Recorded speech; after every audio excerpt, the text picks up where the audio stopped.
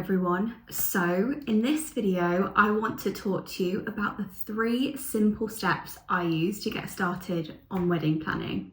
When I got engaged, I started looking at wedding planning and really immediately started feeling very overwhelmed by the amount there was to do, but also the amount of options that were out there. I found it really difficult to make any decisions.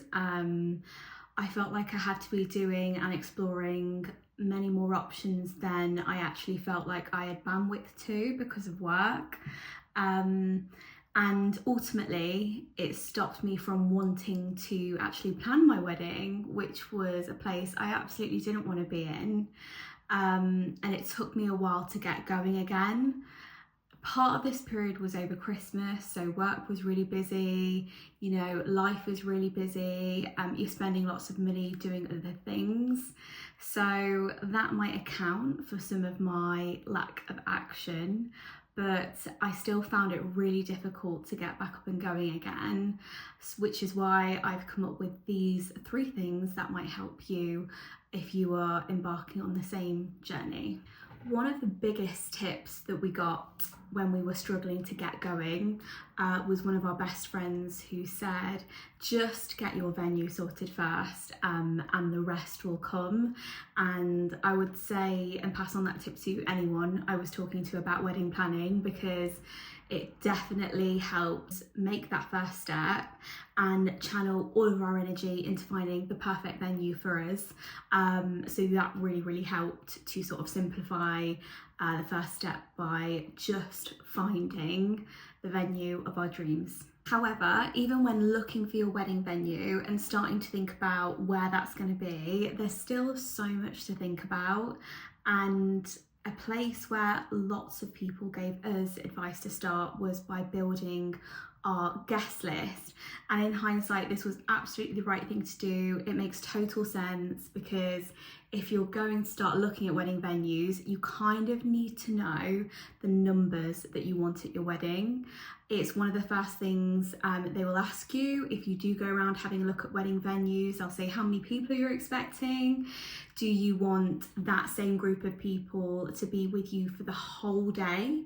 Do you want to break it up so you have a smaller group of people there for your main wedding breakfast and then you invite more for the evening, which is what we've chosen to do. A lot of this will be driven by your preferences, but equally money. So the main part of your wedding day, if you choose the traditional wedding breakfast like we did, will be the most expensive part by a long stretch. So that includes your welcome drinks, any canapes and food you want going around before people finally sit down. And then there's the big wedding breakfast, sit down meal. Do you want alcohol? Do you want other drinks on the table? How much of those other drinks do you want? So it really does add up when thinking about the amount of guests you want to invite to that main part of your wedding day. We have chosen to go for a slightly smaller amount for the full day, but then we had so many friends and more distant family members that we still wanted to be part of our day, so we invited them to the evening part of the celebrations, and they will still have a buffet, and we might choose to have some drinks, choose to put some money behind the bar to buy them drinks, etc. So it really is worth thinking about your numbers and where those numbers sit, either in everyone's invited to the full day, or there's part of your group invited to the full day and then the rest are coming later on in the evening. So really worth having those in mind before you go and see your venue. So step 1, write your guest list. Step 2 is go and check out however many wedding venues you want to see. We did this really simply by Googling wedding venues near us, near our region, and we thought about how far out we were willing to travel on the wedding day, to from whatever church or ceremony venue we were having to this final venue where the rest of it would take place. We had a sort of time cap of 45 minutes, so we are getting married in a church and we did not want friends and family to have to travel more than 45 minutes from the church to our venue. That is just our preference. We also have family that are travelling from all over the country just to get to where our church is, so we didn't then want a further onward travel that was really, really significant. And thinking about, it's a really long day for everyone, it's a long few days for those that are travelling further. So we made the decision to keep it relatively local to where we were. But there are lots of incredible websites. I will ping a few up here so that you can see what I used. But ultimately we made a list of about 8 venues that we wanted to go and see. When you are looking for venues to go and have a look at, there are 2 different types of event that you can go and attend. The first event is a wedding fair, and this is a little bit different because it will still be, or might still be, at a wedding venue, but ultimately it's more about the suppliers that are going to be there. Your wedding cakes, your room decoration, photography, videography, everything you can possibly think of that you might need when planning your wedding. So a wedding fair is more about, in my experience, meeting those suppliers, whereas an open day, which has been marketed differently to us when we have been visiting venues, is more about really exploring that venue in a lot of detail and being able to go around and have a look at all of it, all the different rooms, all the grounds, where appropriate their ceremony location as well, if that's on site. And we definitely found that we loved going to a mix of both wedding fairs and open days, but one of my biggest tips is to go to as many open days as you possibly can. I'm going to pop up a few pictures of some of the wedding open days that we went to, and they were absolutely incredible. This is your time to really start enjoying the process, and some of them you'll walk in and there's just these beautiful settings and rooms, and a lot of them have drinks around when you're walking around and exploring the place.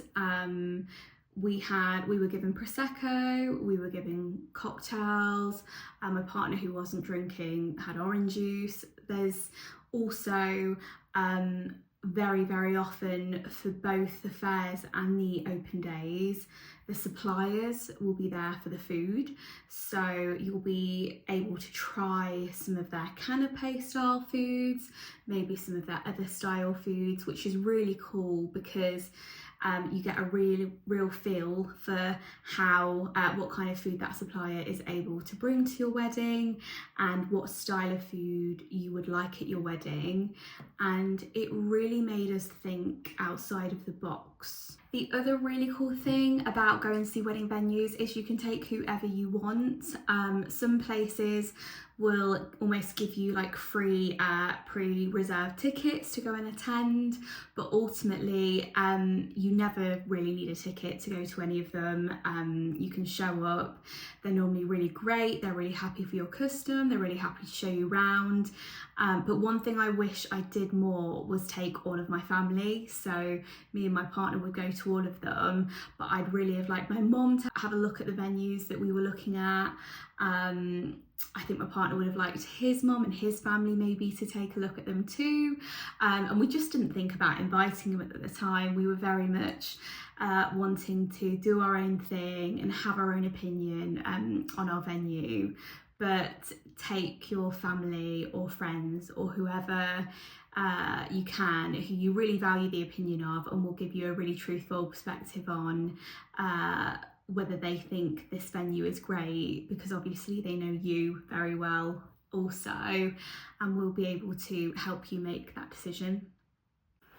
So you've written your guest list, you have gone to see loads of venues, and now it's time to start shortlisting. So step 3 is to shortlist your favourite venues so you can start narrowing down that decision making.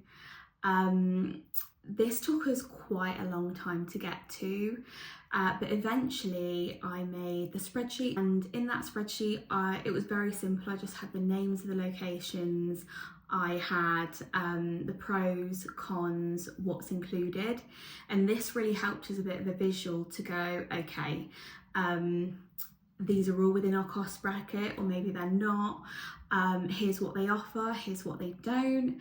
And then we started really thinking about the venues that were left on that page. So I'd really encourage you to do that, to take like a view of all of them, because what you'll find is that when you visit venues, they'll give you a pack or a brochure, and that will have all of that information in it, the costs, etc.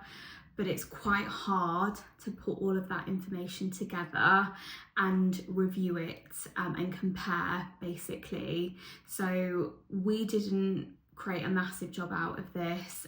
It took me about 15 minutes to do, but it really helps us to look at actually what our preferences were, but also to decide, was there a venue we needed to visit again, just to be really sure? Was there anything else we needed to think about?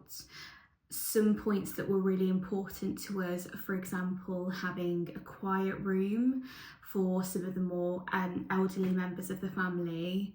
Things like that, we really wanted to make sure we had ticked our important boxes, and just having a bit of a spreadsheet or planner, however you want to do that, really, really helped. So that is step 3. So just to recap, start a guest list, super, super important, and will really help you with the foundations of the rest of your planning. Go and see some incredible venues, go and explore, find out what you like, find out what you don't like, and then shortlist them to really figure out where you're going to spend your energy and help you to make that final really, really important decision, which will be one of the biggest decisions you make about your wedding by an absolute long stretch. Really hope that was helpful. Looking back, I had so many learns on the start of this experience myself, and so many things that I would have done in a different way just to get going. I also wouldn't have procrastinated as long as I did, and I feel like these 3 steps are a great way for anyone who might be feeling the same way that we did, just to get started and to get yourself out there and start having a look at different places. That is it for this video. If you've liked this content, please like my video and subscribe. It would really support my new channel. Thank you so much, and see you soon.